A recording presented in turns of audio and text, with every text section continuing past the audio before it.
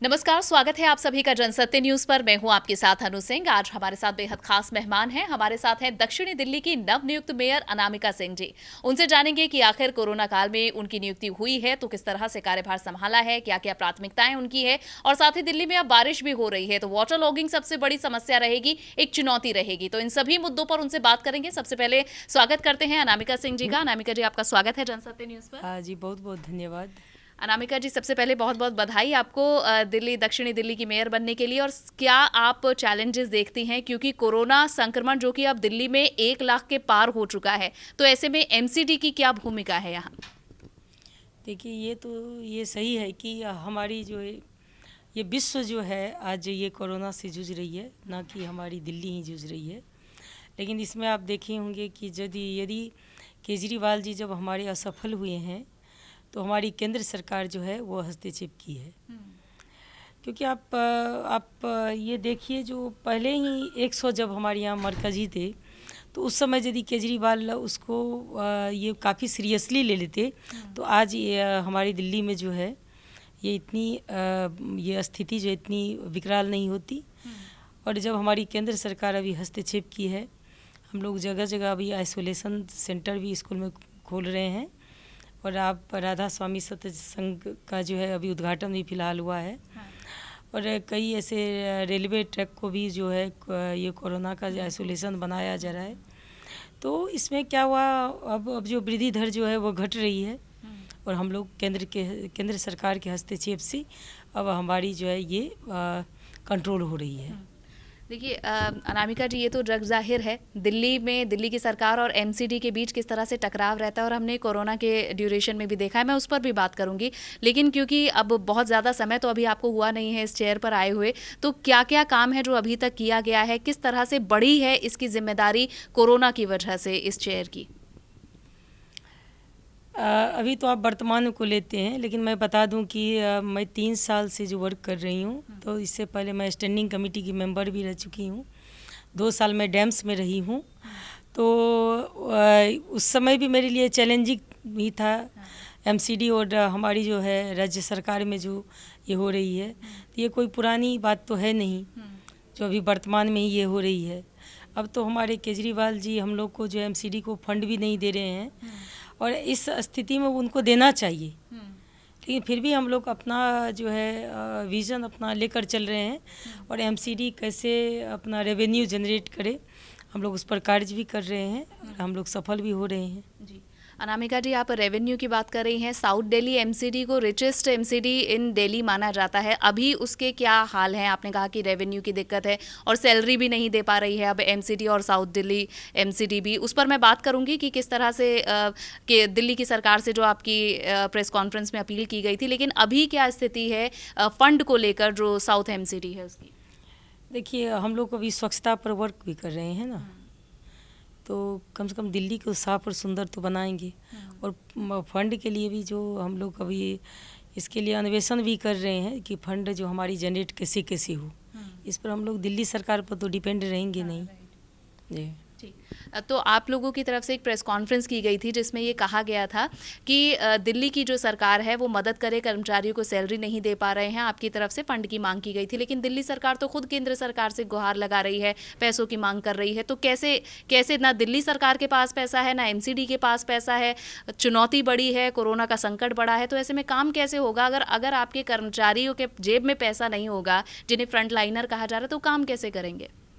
आपको हम बता दें कि वर्ल्ड बैंक जो है वो कई करोड़, 1000 करोड़ रुपया जो है वो हमारी दिल्ली सरकार को दे चुकी थी। और हम लोग उनसे बोले कि आप हमें कुछ जो है एमसीडी को दीजिए, तो वो डिनाई भी कर दिए और वह रुपया लैप्स हो गया। और आप ये बताइए, आप केंद्र सरकार का यदि आप लिस्ट निकालिए जो कहाँ कहाँ मदद नहीं की है दिल्ली गवर्नमेंट को, तो उनकी तो अपनी झूठ बोलने की अपनी एक नियति है। लेकिन हम लोग उन पर तो निर्भर नहीं रहेंगे, नहीं राज्य सरकार पर निर्भर नहीं रहेंगे। और हम लोग तो अपने हम लोग का काम तो वो काफ़ी अच्छा से होगा ही, ये हम आपको श्योर कर रहे हैं। जी जी। और एमसीडी के जो बारिश के समय में और कोरोना में सैनिटाइजेशन का जो काम है मैं उस पर भी बात करूंगी, लेकिन उससे पहले मैं ये भी आपसे जानना चाहती हूँ कि आपने कहा था जब आपने ये पद संभाला कि रेवेन्यू जनरेशन आपकी प्राथमिकता में रहेगा कोरोना के अपार्ट, तो उसके लिए आप कैसे काम करेंगे, क्या उसकी प्लानिंग है? ये तो हम लोग का अपना इंटरनल पार्ट है जिसको हम लोग आप लोग को शेयर करना हमको लगता है क्या, जो हमको तो यहाँ पर काम करना है ना, और ये बताना हमको लगता है अभी उचित नहीं होगा, समय आने पर आपको बताएंगे। चलिए ठीक है, तो इस चुनौती से निकलेंगे तो ये एक बड़ी चीज़ होगी देखने के लिए, और क्योंकि आपने बहुत एक्सपीरियंस के साथ इस चेयर को संभाला है तो देखेंगे कि क्या बदलाव साउथ दिल्ली एमसीडी में देखने को मिलते हैं। इसके अलावा अगर मैं कोरोना के काल में जो एमसीडी का काम है मैं उस पर बात करूँ तो क्या अभी किया जा रहा है, किस तरह से सैनिटाइजेशन से लेकर लोगों तक ज़रूरी सामान पहुँचाना या अन्य जो भी, क्योंकि देखिए इस समय हर एक डिपार्टमेंट की, हर एक अधिकारी की एक्सेस जिम्मेदारी बन गई है, तो उसमें आपकी जिम्मेदारी और आपके डिपार्टमेंट की जिम्मेदारी क्या बढ़ी है? आप देखते होंगे कि ये जो राज्य सरकार सिर्फ निर्देश देती है और एमसीडी जो है वो कार्य करती है। क्या राज्य सरकार के पास अपनी स्कूल है? क्या नहीं, बहुत बड़ी अच्छी स्कूल है, लेकिन आप देखते होंगे जितने भी आइसोलेशन सेंटर जो भी है वो सारा हमारा एमसीडी स्कूल में ही हो रहा है। उनके हमारे जितने भी टीचर्स हैं वो सारा या तो फूड डिस्ट्रीब्यूशन हो या सीएफडब्ल्यू या डीवीसी हो, सारा हमारे एमसीडी के कर्मचारी काम कर रहे हैं। तो ये सारा जो काम जो है वो एमसीडी के ही अधिकारी जो भी हमारे कर्मचारी और स्कूल सारे हमारे कर रहे हैं। जी, लेकिन आप कह रहे हैं कि चाहे आइसोलेशन वार्ड बनाना हो या फिर कोचेज़ या अन्य कोई सुविधा स्टेडियम की देना हो, लेकिन दिल्ली सरकार तो एमसीडी के अस्पतालों में कोरोना पेशेंट तक नहीं भेजे। आपने कहा कि हमने 4 अलग कोरोना के लिए डेडिकेटेड हॉस्पिटल रखे हैं एमसीडी के, लेकिन दिल्ली सरकार ने तो अभी तक वो भी नहीं लिए क्योंकि उन्हें लग रहा है कि वहाँ शायद पर्याप्त सुविधा नहीं है। नहीं, आप ये देखिए जो कई ऐसे उनके संस्थान पर जब हमारे अमित शाह जी गए माननीय, तो वो देखे क्या जो राज्य सरकार असफल रही तब तो केंद्र सरकार हस्तक्षेप की। और अब हमारा देखिए जो भी राधा स्वामी सत्संग जो है भवन, अभी भी उसमें 30 से 35 जो है अभी कोरोना पेशेंट आ गए। सारे वार्ड में जो जहाँ हम लोग आइसोलेशन सेंटर खोल रहे हैं वहाँ सभी में आ रहे हैं, तो हम लोग फैसिलिटीज़ नहीं दिए तो ये आ कैसे रहे हैं, ये बताइए। अस्पतालों के लिए, एमसीडी के अस्पतालों के लिए, एमसीडी के अस्पताल के जितने भी एम्प्लॉय हैं वो तो हमारे कार्य कर रहे हैं, कोरोना पर ही कार्य कर रहे हैं। तकरीबन 10,000 जो हमारे जितने भी एम्प्लॉय हैं सारे काम कर रहे हैं। ठीक। इसके अलावा क्योंकि केंद्र सरकार की तरफ से जब हस्तक्षेप किया गया, जिसका जिक्र आप भी कर रही हैं, तो यही संदेश देने के लिए कहा गया था कि ये जो महामारी का जो दौर है इसमें मिलकर ही काम होगा, और केजरीवाल ने भी इसे स्वीकारा था। तो जिस तरह से आपकी भी बातों से लग रहा है कि शायद बहुत अच्छा तालमेल अभी दिल्ली सरकार के साथ एमसीडी का नहीं चल रहा है, तो ये कैसे सुनिश्चित करेंगे कि जो संदेश केंद्र दे रही है वो तीनों संस्थाओं पर, तीनों जो इकाइयां हैं उन पर लागू हो, गृह भी और दिल्ली सरकार भी और एमसीडी भी? देखिए हम तो कार्य पर विश्वास करते हैं ना, संदेश क्यों देना है। जब हम ये काम करेंगे तो ऑटोमेटिक पब्लिक इसको संदेश को जो है स्वीकार करेगी ही। ठीक। और एमसीडी की इस वक्त सैनिटाइजेशन की एक बड़ी रिस्पॉन्सिबिलिटी है, और इसके साथ ही अब क्योंकि मानसून भी आ चुका है और दिल्ली में 4 दिन पहले मानसून आ चुका है, तो क्या उसके लिए पूरी तैयारियां हो चुकी हैं एमसीडी की? जब हमारे यहाँ कोरोना का प्रवेश हुआ तो आप ये देखिए कि ये सैनिटाइजेशन जो है कौन सा डिपार्टमेंट किया, एमसीडी के ही डिपार्टमेंट में हुआ है। और हम पूरे जितने भी साउथ दिल्ली है वहाँ 4 चरणों में जो है वह सैनिटाइजेशन का कार्य हो चुका है। ठीक। तो इसके अलावा सैनिटाइजेशन का काम किया, लेकिन जो बारिश आ चुकी है, जो हम हमेशा देखते हैं, पिछले साल भी हमने देखा था, साउथ दिल्ली की मैं खास तौर पर बात करूं तो चाहे मालवीय नगर का तिराहा पार्क हो या फिर महारानी बाग का फ्लाईओवर हो, इन सभी जगहों पर वाटर लॉगिंग एक बड़ी समस्या रहती है। हर बार एमसीडी कहती तो है कि नाले साफ हो गए हैं जो 4 फीट तक की जिनकी ऊंचाई है, लेकिन उसके बाद भी वाटर लॉगिंग। तो इस बार हमें क्या दिखेगा? अभी तो शुरुआत है बारिश की। आपको ये जो है इस बार अच्छा ही दिखाई देगा, क्योंकि अभी मैं कल जो सारे उच्च अधिकारी को बुलाई हूँ, एमसीडी के अधिकारी को, और उसमें हम निर्देश दिए हैं कि हमारे जितने भी आपको चाहे डीडीए हो या आपको फ्लड डिपार्टमेंट हो, ये सारे हमारे जो डिपार्टमेंट है उनसे भी हम लोग टाई अप करके, और ये सीवर हो, बड़ी नाले हो, उसकी डिसिल्टिंग हम कैसे करें, तो इस पर हम लोग वर्कआउट कर चुके हैं।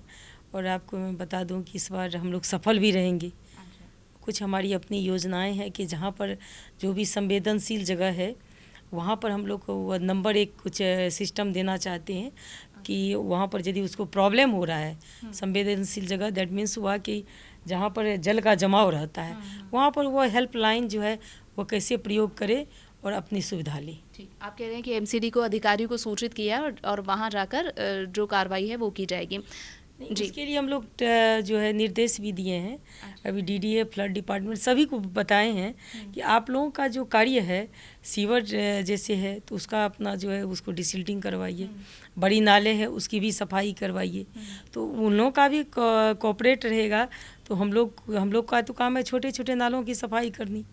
तो हम लोग सभी साथ मिलकर और दिल्ली को स्वच्छ बनाएंगे। जी, और इसके अलावा डेंगू और मलेरिया ये बीमारियां भी अब बारिश के मौसम में फैलती हैं, आगे बढ़ती हैं और लोगों को हमें हर साल परेशान करती हैं। तो इसके लिए दवाओं का छिड़काव और अन्य व्यवस्थाओं के लिए क्या किया गया है? अभी मैं बता दूं कि हमारे ऐसे 48 जगह पर हम लोग अभी एक लार्वा साइट्स जिसको कह सकते हैं वहाँ पर हम लोग स्प्रे टैंकर के लिए की भी व्यवस्था कर चुके हैं।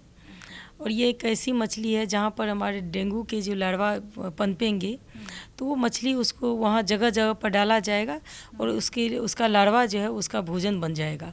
तो इससे ऑटोमेटिक है जो डेंगू की जो है शिकायत कम भी होगी। आप बनिस्बत पिछले साल भी देखिए कि हमारे डेंगू के कितने कम केसेस आए हैं। तो मुझे लगता है कि हमारी जो अपनी तैयारी है तो उसमें हम लोग सफल होंगे और पर साल की तरह ही इस बार भी हम लोग की सबको सफलता मिलेगी। इसके अलावा अनामिका जी, आप रेडियो पर भी आपकी आवाज़ सुनाई देती है और जब आप मेयर बनी तो आपने दिल्ली वासियों को भी संदेश दिया है, साउथ दिल्ली की जनता को संदेश दिया है। तो अभी जो मौसम की जो बीमारियां आगे आएंगी इनके लिए कैसे जागरूक किया जा रहा है लोगों को और कोरोना के प्रति जागरूकता कैसे फैलाई जा रही है? इसके लिए हमारी एक हैंडबिल है जिसको हम घर घर जो है जो बंटवाते हैं और उसके लिए जो अवेयरनेस का भी हम लोग छोटा छोटा एक प्रोग्राम करवा रहे हैं। एक टोल फ्री नंबर मैं बता दूं आपको, 801800112260। ये हमारा अपना टोल फ्री नंबर है, कोई भी उससे जो है जानकारी प्राप्त कर सकते हैं आप लोग। हमारी अपनी टैंकर है जो जगह जगह पर स्प्रे का भी काम कर रही है और हमारे जो डीवीसी वर्कर हैं वो सभी आपको जो कूलर होते हैं वहाँ पर चेक हो रहा है, बाहर में जो कूलर रहता है और वहाँ पर वो एक दवाई भी वहाँ पर रख रहे हैं जिसके कारण क्या होगा जो मच्छर जो है मच्छर जनित रोग से बचा होगा। लेकिन कभी कभी आप ये सोचिए जो हम लोग को कठिनाई कितना अभी हो रहा है कि हमारे जितने भी डीवीसी के एम्प्लॉय हैं उनको अंदर नहीं जाने दिया जाता है। लेकिन फिर भी वो रिक्वेस्ट करके उनको अवेयरनेस करते हैं कि आपके यहाँ जहाँ पानी या टायर है जो भी है तो आप लोग कैसे उसको जो है उससे पानी निकाल के और आप लोग सुरक्षित रह सकते हैं। तो हमारा जो वर्क है काफ़ी चैलेंजिंग भी है और इस चैलेंज को स्वीकार करके हम लोग काम भी कर रहे हैं।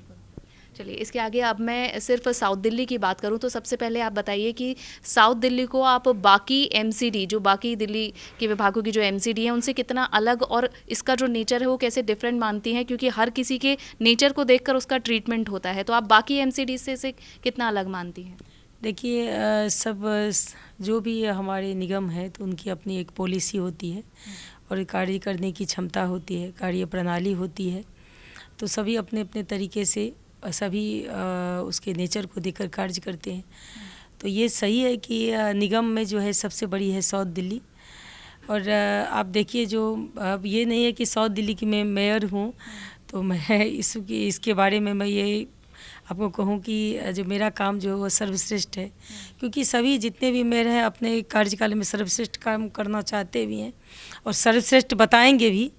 लेकिन आप यदि कार्य क्षमता देखें तो हमारी साउथ एमसीडी जो है वो सबसे अव्वल भी रही है और आगे भी रहेगी।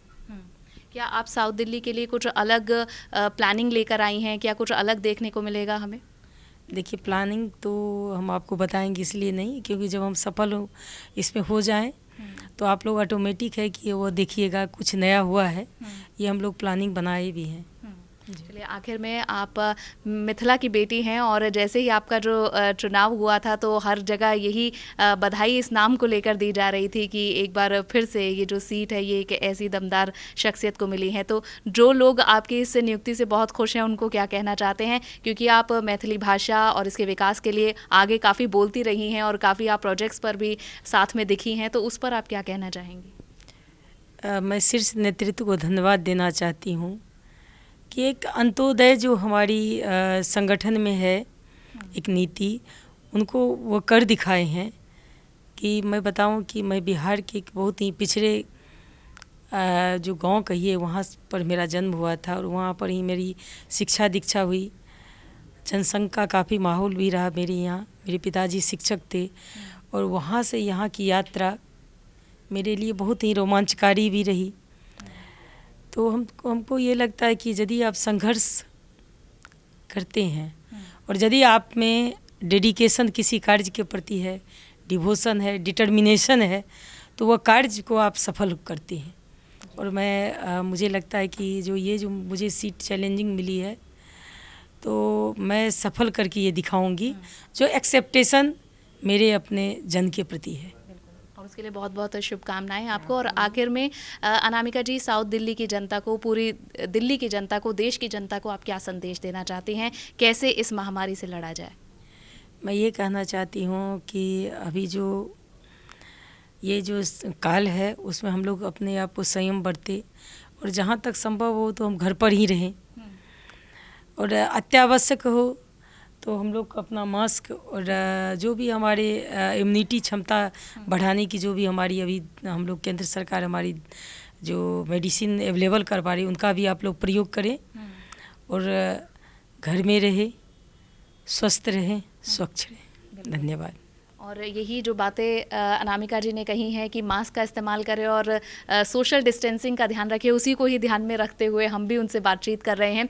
तो ये थी अनामिका जी जिन्होंने बताया कि किस तरह से साउथ दिल्ली के लिए एक ख़ास प्लान भी उनके पास है, लेकिन उसको डिस्क्लोज़ वो अभी नहीं करना चाहती हैं। देखना होगा कि आगे साउथ दिल्ली में क्या बदलाव दिखाए जाते हैं और जो रेवेन्यू कलेक्शन बढ़ाने की एक कोशिश की जा रही है उसमें अनामिका जी कितनी सफल होती है। और साथ ही कोरोना के इस महामारी में इस सीट को संभालना, इसे एक चैलेंज के तौर पर वो एक्सेप्ट कर रही हैं, लेकिन इस पर खरी उतरने की भी वो उम्मीद रखती हैं। तो इसी के साथ और भी ऐसे ही जनप्रतिनिधियों से आपकी बातचीत हम सुनाते रहेंगे, किस तरह से वे इस महामारी के काल में क्या संदेश देते हैं ये आपको बताते रहेंगे। ये वीडियो आपको पसंद आया हो तो इसे लाइक और शेयर करें, हमारे चैनल को सब्सक्राइब करना ना भूलें। नमस्कार।